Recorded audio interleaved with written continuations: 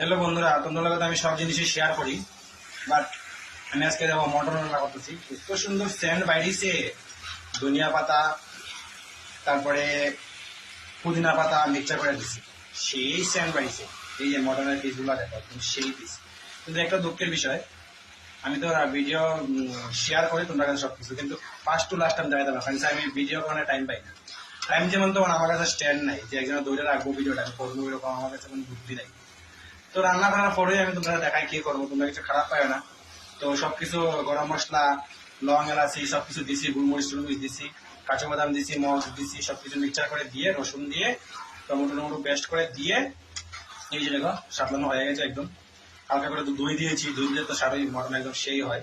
লেবুটা দিই না, লেবুটা পরে দেবো। লেবুটা দিলে একটু এদিকে মাংসটা একটু পাটার একটু গন্ধ করে, তো লেবুটা একটু গন্ধটা জায়গা আছে। তো দেখো মটনের পিসগুলা কি আর দেখাবো তোমরা।